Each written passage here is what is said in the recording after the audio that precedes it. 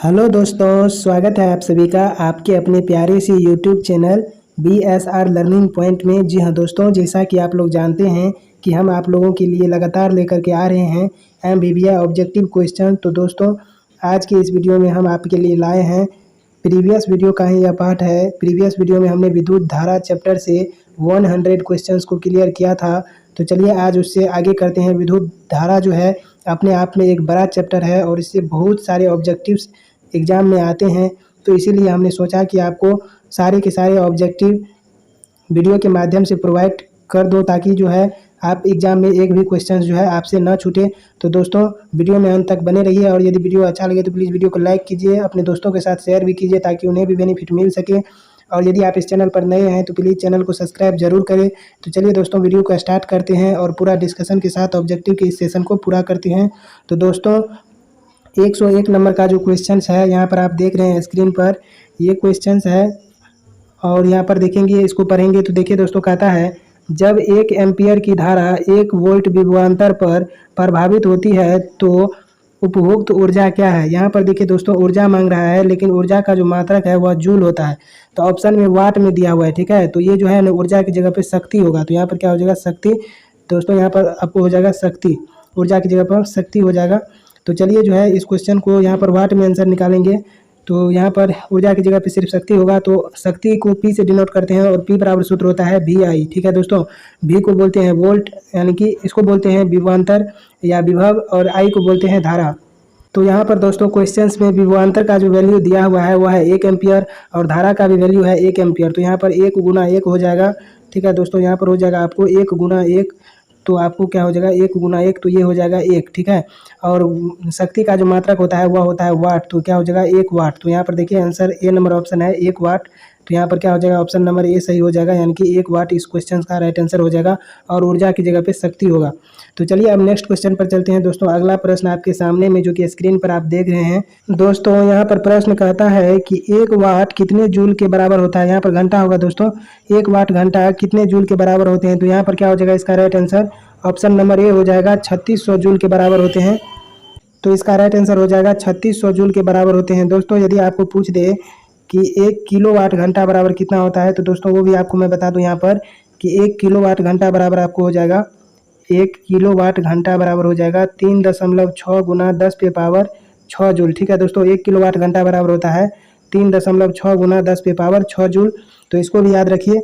चलिए अब next question पर चलते हैं दोस्तों। अगला प्रश्न जो कि 103 नंबर का क्वेश्चन है, यहाँ पर देखिए दोस्तों, कहता है कि खनिज अम्लों का जलीय विलयन विद्युत के चालक होते हैं। यानी कि खनिज अम्ल का जो जलीय विलयन होता है वह विद्युत का चालक होते हैं। इन्हें क्या कहा जाता है, तो इन्हें जो है विद्युत अपघट्य कहा जाता है। क्या कहा जाता है, विद्युत अपघट्य। इसका राइट आंसर हो जाएगा विद्युत अपघट्य, इलेक्ट्रोलाइट्स हो जाएगा, यानी कि विद्युत अपघट्य। और दोस्तों इस प्रक्रिया को विद्युत अपघटन कहते हैं, यानी कि यह प्रक्रिया कहलाता है विद्युत अपघटन, और उस पदार्थ को खनिज अम्ल को कहते हैं विद्युत अपघट्य। तो दोस्तों चलिए इसका राइट आंसर हो जाएगा ऑप्शन नंबर ए।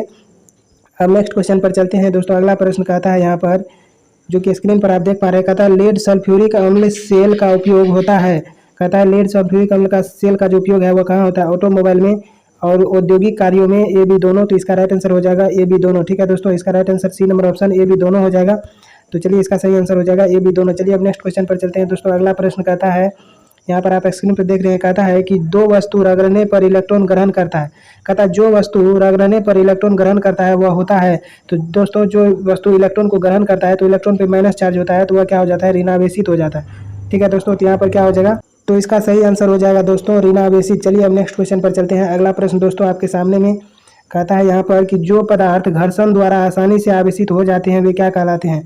तो जो पदार्थ घर्षण के द्वारा, ठीक है दोस्तों, घर्षण के द्वारा आसानी से विद्युत आवेशित हो जाते हैं वह पदार्थ जो है कहलाते हैं विद्युत रोधी, ठीक है दोस्तों, विद्युत रोधी कहलाते हैं। इसका राइट आंसर बी हो जाएगा, ऑप्शन नंबर बी। चलिए अब नेक्स्ट क्वेश्चन पर चलते हैं। अगला प्रश्न दोस्तों यहाँ पर कहता है कि किसी स्रोत से सतत धारा उत्पन्न करने के लिए की सरल युक्ति है। तो मान के चलिए स्रोत, जैसे मान के चलिए सूर्य जो है यह प्रकाश का स्रोत है, यानी कि यह प्रकाश प्रदान करता है। उसी तरह ऐसा कोई स्रोत जो सतत विद्युत धारा, यानी कि लगातार विद्युत धारा जो है उत्पन्न कर सके, उस सरल युक्ति को कहते हैं वोल्टीय सेल। वोल्टीय सेल जो है लगातार विद्युत धारा जो है आपको देती रहेगी। तो यहाँ पर क्या हो जाएगा, सरल युक्ति क्या हो जाएगा, वोल्टीय सेल। चलिए अब नेक्स्ट क्वेश्चन पर चलते हैं। अगला प्रश्न दोस्तों यहाँ पर कहता है कि ओम के नियम में अचर राशि क्या है। तो ओम के नियम में अचर राशि दोस्तों ताप हो जाएगा। ऑप्शन नंबर यहाँ पर बी सही हो जाएगा, यानी कि ताप ओम के नियम में टी जो था यानी कि टेम्परेचर ताप जो है वह अचर राशि है। चलिए अब नेक्स्ट क्वेश्चन पर चलते हैं। अगला प्रश्न दोस्तों यहाँ पर कहता है कि ओम के नियम में विद्युत धारा और विभवांतर के बीच खींचा गया आलेख होता है। ओम के नियम में जो ग्राफ खींचते हैं दोस्तों, तो वह जो ग्राफ है किससे जाता है, इस तरह से सीधी रेखा में जाता है। ठीक है दोस्तों, सीधी जाता है, सीधी जाता है इस प्रकार से सरल रेखा में। तो यहाँ पर क्या हो जाएगा दोस्तों, सरल रेखा हो जाएगा। ऑप्शन नंबर ए सही हो जाएगा, सरल रेखा। चलिए अब नेक्स्ट क्वेश्चन पर चलते हैं। अगला प्रश्न दोस्तों कहता है यहाँ पर कि आर ओम, कहता है आर ओम प्रतिरोध वाले एन प्रतिरोधकों को समांतर क्रम में जोड़ने पर तुल्य प्रतिरोध होगा। तो दोस्तों कहता है आर ओम का प्रतिरोध है और एन वो प्रतिरोध है, यानी कि एन प्रतिरोध को समांतर क्रम में जोड़ते हैं। तो दोस्तों आप जानते हैं कि समांतर क्रम का सूत्र होता है 1/r बराबर 1/r1 प्लस 1/r2 और डैश डैश डैश, जितना लीजिएगा उतना हो जाए। तो यहाँ पर क्या हो जाएगा, इसका राइट आंसर जब आप लीजिएगा तो यहाँ पर देखिए, यहाँ पर हम लेते हैं, जैसे मान के चलिए 1/r बराबर कहता है एन को प्रतिरोध लेंगे तो एन ले लीजिए और एन तो प्रतिरोध लेंगे तो 1/r देंगे। ठीक है दोस्तों, यानी कि एन गुना 1/r, यानी कि प्रतिरोध का जो वैल्यू है वह r है और एन से गुना इसलिए क्योंकि एन प्रतिरोध लिया गया है। अब दोस्तों इसको जब गुना करते हैं तो कितना आ जाएगा, आपको यहाँ पर देख रहे हैं आ जाएगा आपको 1/r बराबर हो जाएगा n/r। ठीक है, n/r, और जब इसको उलट दीजिएगा तो ये हो जाएगा आपको, जब इसको उलट दीजिएगा तो हो जाएगा r बराबर r/n हो जाएगा दोस्तों। जब इसको उलट दीजिएगा तो क्या हो जाएगा r/n। तो इसका राइट आंसर क्या हो जाएगा, यानी कि प्रतिरोध बराबर कितना आ गया r/n। तो इसका सही आंसर हो जाएगा दोस्तों r/n, ऑप्शन नंबर सी सही हो जाएगा r/n। ठीक है दोस्तों, इसका राइट आंसर r/n हो जाएगा। चलिए अब नेक्स्ट क्वेश्चन पर चलते हैं। अगला प्रश्न दोस्तों यहाँ पर कहता है हमारे घरों में जो विद्युत आपूर्ति की जाती है वह होती है। यह क्वेश्चन बहुत ही इंपॉर्टेंट है जो कि एग्जाम में आते हैं। तो कहता है हमारे घरों में जो विद्युत आपूर्ति की जाती है वह है दोस्तों 220 वोल्ट पर प्रत्यावर्ती धारा होती है, यानी कि ऐसी करंट होती है, अल्टरनेटिंग करंट 220 वोल्ट की होती है। तो यहाँ पर 220 वोल्ट पर प्रत्यावर्ती धारा आंसर हो जाएगा। चलिए अब नेक्स्ट क्वेश्चन पर चलते हैं।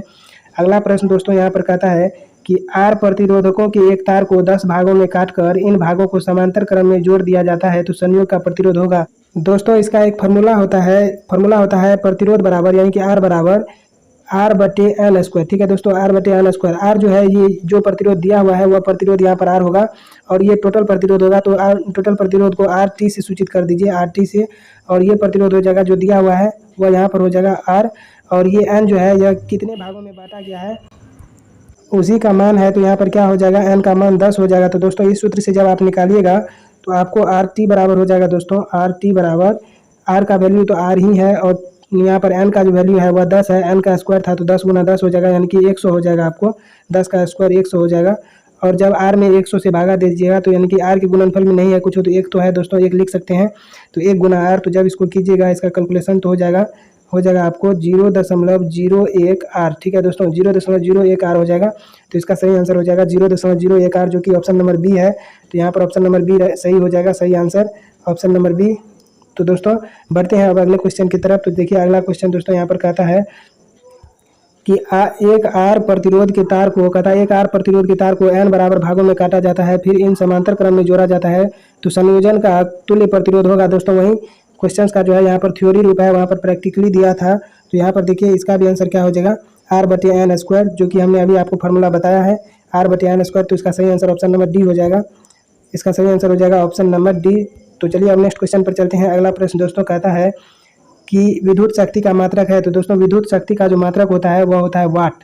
विद्युत शक्ति को P से डिनोट करते हैं और इसका मात्रक वाट होता है, जिसको आप WT से सूचित करते हैं, WT से।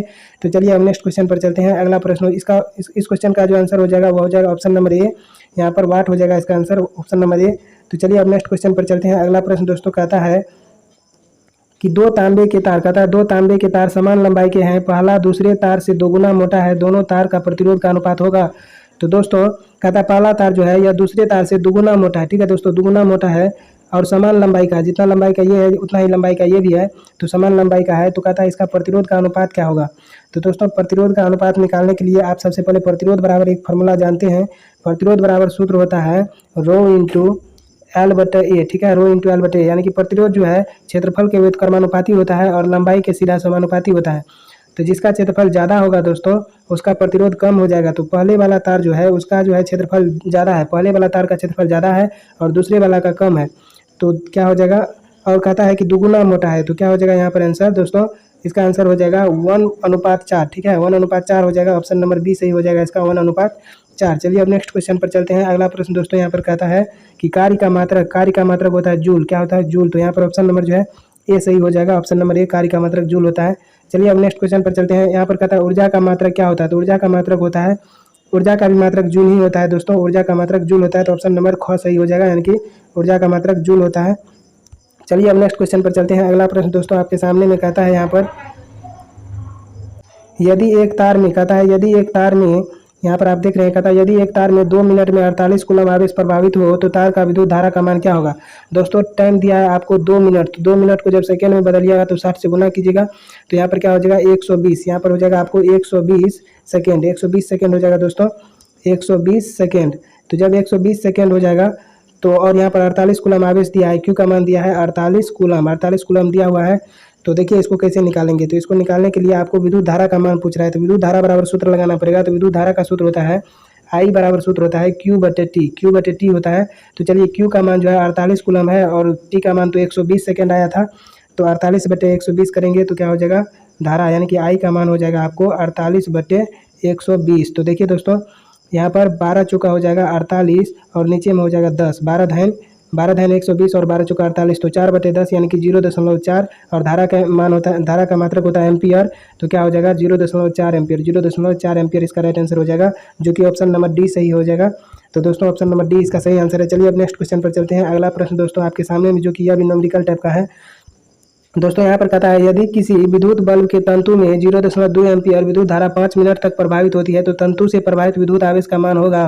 तो दोस्तों यहाँ पर आपको धारा दिया हुआ है, एम्पियर जो है धारा का मात्रक है, तो एम्पियर आपका धारा सूचित करता है, और टाइम 2 मिनट दिया है, तो टाइम को सेकेंड में बदलेंगे। टाइम यहाँ पर 5 मिनट दिया हुआ है, तो टाइम को सेकेंड में बदलेंगे तो यहाँ पर क्या हो जाएगा दोस्तों, यहाँ पर आपको धारा दिया है, यानी कि आई दिया है आपको 0.2 एम्पियर, और समय टी दिया है आपको 5 मिनट, तो 5 गुना 60 हो जाएगा सेकेंड में टाइम, तो सेकेंड में हो जाएगा तो 6×5 = 30, यानी कि 300 सेकेंड हो जाएगा, आपको समय हो जाएगा 300 सेकेंड।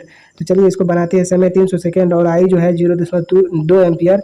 तो यहाँ पर कहता है कि आवेश का मान कितना होगा, तो आवेश का मान निकालने के लिए क्या करेंगे, क्यू बराबर सूत्र होता है आई गुना टी, आई गुना टी। तो आई का जो मान था अभी, आई का मान है 0.2 और टी का मान आया 300 सेकेंड, 300, तो इसको गुना करेंगे तो दोस्तों एक पॉइंट उड़ाएंगे तो नीचे में 10 होगा, 10 से 1 0 कैंसिल हो जाएगा, 30 दूना हो जाएगा 60। तो यहाँ पर क्या हो जाएगा आंसर 60 कूलम आंसर हो जाएगा, जो कि ऑप्शन नंबर बी सही है। तो ऑप्शन नंबर बी यहाँ पर 60 कूलम आंसर हो जाएगा। चलिए अब नेक्स्ट क्वेश्चन पर चलते हैं। अगला प्रश्न दोस्तों यहाँ पर कहता है कि किसी प्रतिरोधक के सिरों से 12 वोल्ट की बैटरी को संयोजित करने पर परिपथ में 0.4 एम्पियर की विद्युत धारा प्रभावित होती है, तो प्रतिरोधक का प्रतिरोध होगा। तो दोस्तों यहाँ पर भी वोल्ट में दिया है, यानी कि 12 वोल्ट, तो यहाँ पर भी का जो वैल्यू हो जाएगा आपको, विभव का वैल्यू 12 वोल्ट हो जाएगा, और यहाँ पर 0.4 एम्पियर, तो यानी कि धारा का मान दिया है 0.4 एम्पियर, क्योंकि एम्पियर जो है धारा का मात्रक है।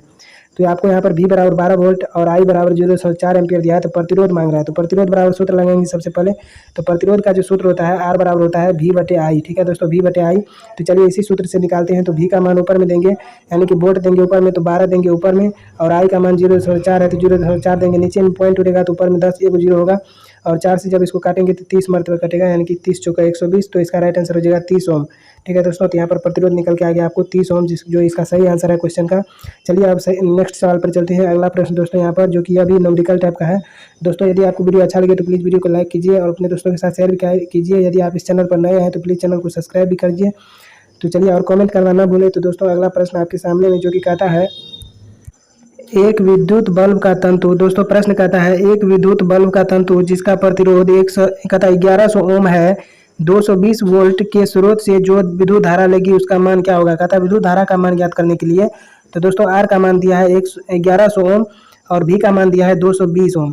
तो देखिए विद्युत धारा जो है आई से डिनोट करते हैं, और आई बराबर सूत्र होता है V/R।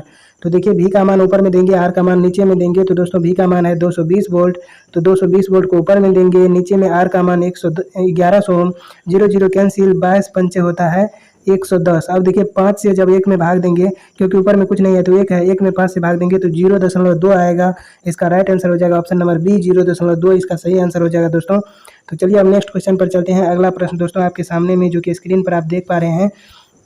यह प्रश्न दोस्तों कहता है एक विद्युत हीटर की कुंडली जिसका प्रतिरोध 55 ओम है, 220 वोल्ट के स्रोत से जो विद्युत धारा लेगी उसका मान क्या होगा।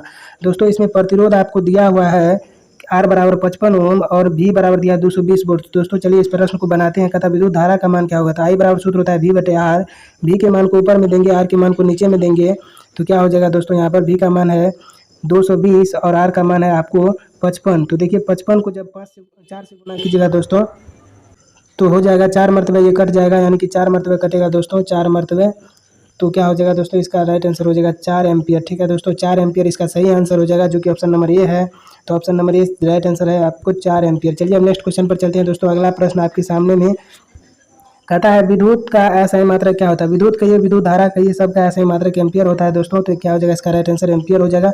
चलिए अब नेक्स्ट क्वेश्चन पर चलते हैं। अगला प्रश्न दोस्तों, कम समय में बहुत सारे क्वेश्चंस को करेंगे दोस्तों। तो देखिए इस वीडियो में यहाँ पर कहता है आवेश का मात्रक क्या होता है। तो आवेश का मात्रक होता है दोस्तों कूलम। इसको याद रखिए, जो कि बहुत इंपॉर्टेंट है। आवेश का मात्रक कूलम होता है, आवेश का मात्रक कूलम। चलिए अब नेक्स्ट क्वेश्चन पर चलते हैं। अगला प्रश्न दोस्तों कहता है कि निम्नलिखित में से कौन सा व्यंजक विद्युत परिपथ में विद्युत शक्ति को निरूपित नहीं करता है। तो दोस्तों यह भी क्वेश्चन बहुत ही इंपॉर्टेंट है, जो कि एग्जाम में आता है। तो देखिए विद्युत शक्ति का सूत्र जो होता है VI भी होता है, V² भी होता है, I² भी होता है, लेकिन IR नहीं होता है दोस्तों। तो यहाँ पर क्या हो जाएगा, IR ऑप्शन में दिया है, डी नंबर ऑप्शन राइट हो जाएगा, जो कि नहीं होता है। ठीक है दोस्तों, नहीं होता है यह सूत्र।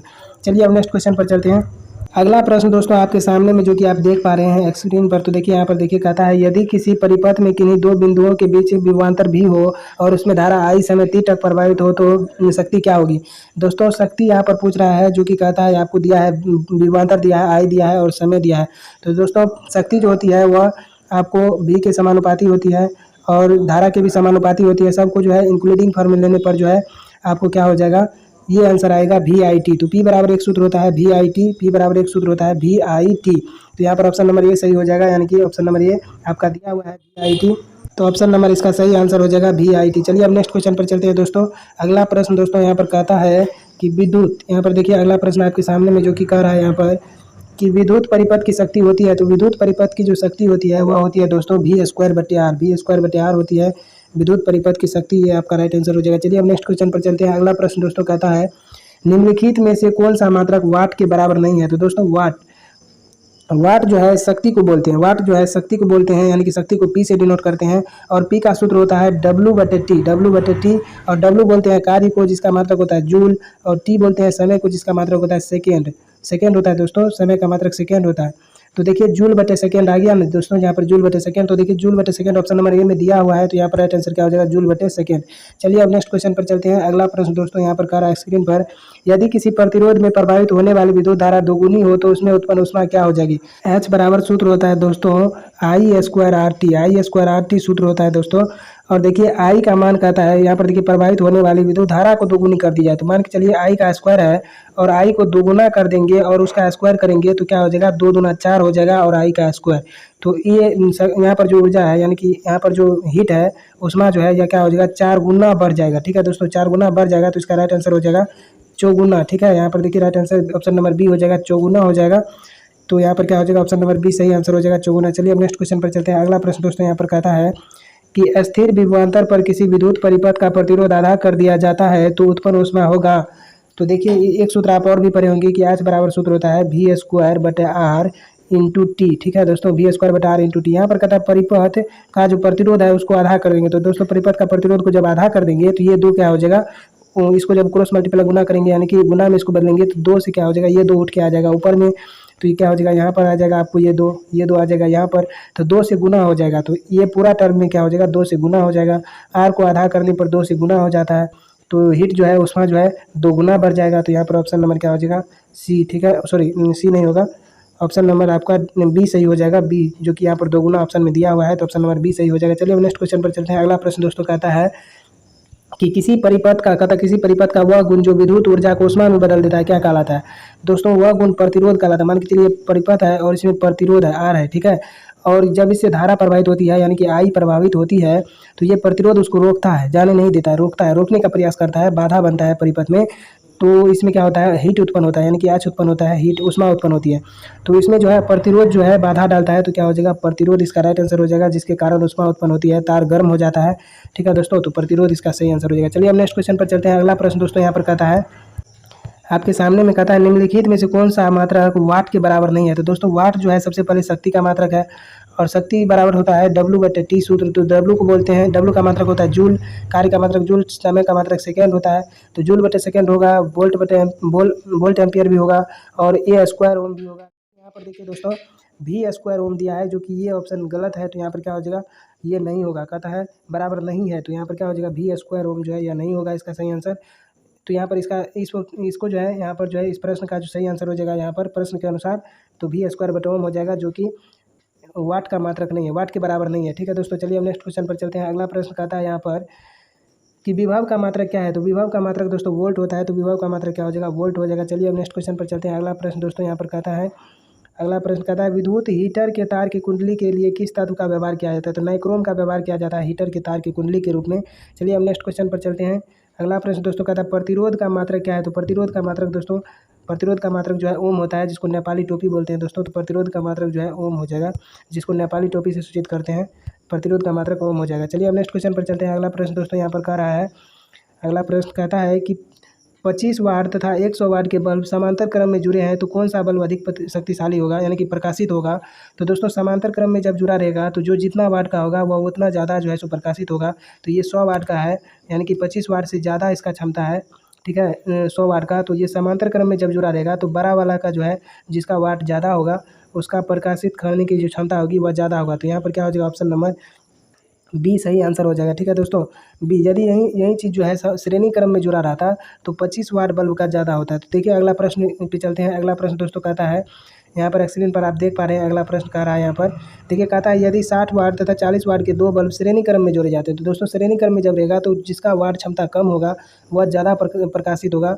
तो यहाँ पर क्या हो जाएगा, 40 वाट का जो बल्ब होगा वह ज़्यादा रोशनी देगा दोस्तों। तो यहाँ पर ऑप्शन नंबर बी सही हो जाएगा, 40 वाट का बल्ब। चलिए अब नेक्स्ट क्वेश्चन पर चलते हैं। अगला प्रश्न दोस्तों यहाँ पर कहता है कि जूल/कूलम क्या बराबर होता है। तो जूल दोस्तों कार्य का मात्रक है, तो यहाँ पर W दे दीजिए, और बटा कहता है तो बटा दीजिए। कूलम जो है आवेश का मात्रक है, तो Q दे दीजिए, और W/Q जो है यह V का सूत्र होता है दोस्तों। V को विभव बोलते हैं, और V का मात्रक होता है दोस्तों वोल्ट, इसको भी V से सूचित करते हैं। तो यहाँ पर ऑप्शन नंबर क्या हो जाएगा, ख सही हो जाएगा, वोल्ट हो जाएगा इसका सही आंसर, वोल्ट। चलिए अब नेक्स्ट क्वेश्चन पर चलते हैं। अगला प्रश्न दोस्तों आपके सामने में जो कि यहाँ पर है, कहता है कि 1 किलोवाट घंटा का मात्रक है। 1 किलोवाट घंटा, जिसमें घंटा लगा रहेगा दोस्तों, वह ऊर्जा का मात्रक हो जाएगा। ठीक है दोस्तों, तो यहाँ पर क्या हो जाएगा, ऊर्जा, यानी कि विद्युत ऊर्जा का मात्रक। चलिए अब नेक्स्ट क्वेश्चन पर चलते हैं दोस्तों। अगला प्रश्न दोस्तों यहाँ पर कहता है कि विद्युत धारा की प्रबलता का ऐसे मात्रक है। तो विद्युत धारा हो या विद्युत धारा की प्रबलता हो दोस्तों, सभी का मात्रक एम्पियर होता है। तो यहाँ पर क्या हो जाएगा, इसका राइट आंसर एम्पियर हो जाएगा। तो दोस्तों उम्मीद है इस वीडियो में जो है इतना ही क्वेश्चन था दोस्तों। मैंने विद्युत धारा चैप्टर के सभी ऑब्जेक्टिव क्वेश्चन आप तक पहुँचाया। उम्मीद है आपको यह वीडियो अच्छा लगा होगा। तो प्लीज़ वीडियो को लाइक कीजिए, अपने दोस्तों के साथ शेयर कीजिए। यदि इस चैनल पर नए हैं तो प्लीज़ चैनल को सब्सक्राइब करना मत भूलिए, और कमेंट करके बताइए। आपके एक लाइक से हमें मोटिवेशन मिलता है, और हम इसी तरह की वीडियो आप लोगों के बीच लाते रहते हैं। तो दोस्तों मिलेंगे नेक्स्ट वीडियो में, तब तक के लिए thank you so much for watching this video. Take care, Jai Hind, जय भारत।